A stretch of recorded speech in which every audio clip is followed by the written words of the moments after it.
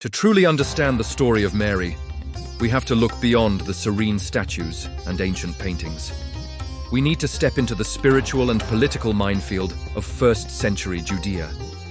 What happened to her wasn't a random, gentle event. It was a high-stakes, precision operation where heaven and earth collided in the most dangerous way possible.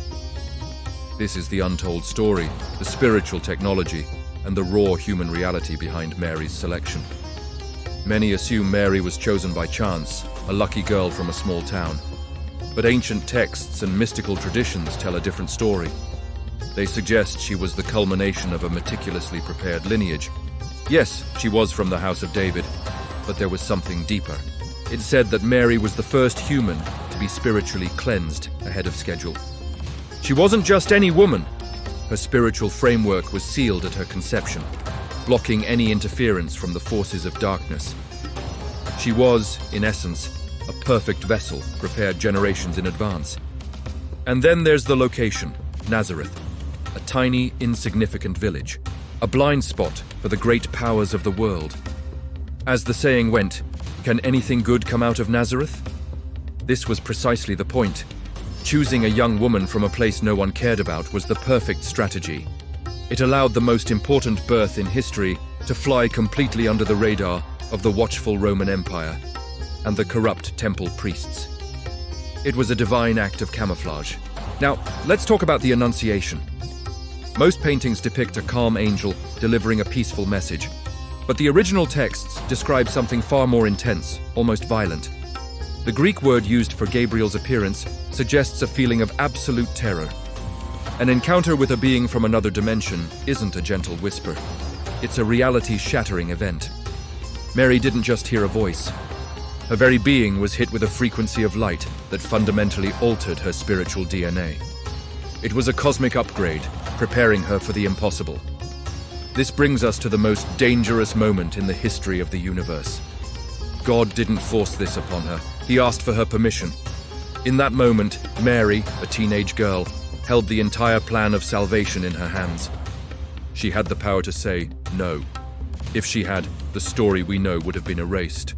When she uttered the words, "Let it be with me," she wasn't just agreeing to a pregnancy. She was signing her own social death warrant and accepting a mission of cosmic importance.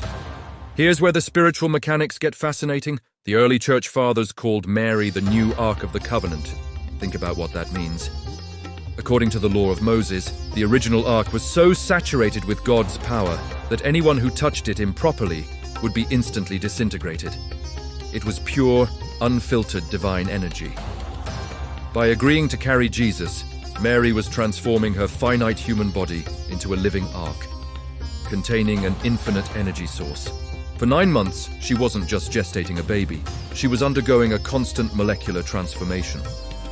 She had to raise her own spiritual vibration continuously to avoid being burned out by the divine presence within her. This could explain the traditions about her life, why she didn't seem to age like others, and why her body was said to be taken into heaven. She was no longer just matter. She had become a living antenna, directly and permanently connected to the source. Now, imagine the human reality. Mary, a young, engaged virgin, returns to her community with a story that is completely unbelievable.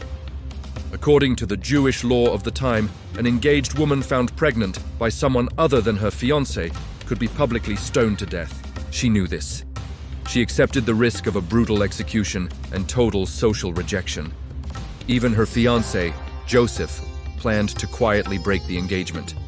The fact that Mary held firm, facing the threat of death, is the ultimate proof of her encounter. The visitation from Gabriel was so real, so terrifying, and so transformative that nothing on earth could frighten her anymore. Her conviction was absolute because her experience was undeniable. Finally, consider the political implications. If Jesus had been born in a palace, his story would have been one of power, conquest, and armies. But by being born to a poor woman from an unknown town, his story became one of radical rebellion. It was a rebellion against earthly power structures, against empires, and against religious corruption. Mary wasn't chosen for her wealth, her connections, or her beauty. She was chosen because she was spiritually transparent. She had no personal ambition, no desire for worldly power. This made her the only vessel pure enough to nurture the Son of God without trying to turn him into an earthly king. She wasn't just a mother, she was the guardian of a divine revolution. Thanks for watching. If this story changed your perspective, be sure to like, subscribe, and hit the bell so you don't miss our next deep dive.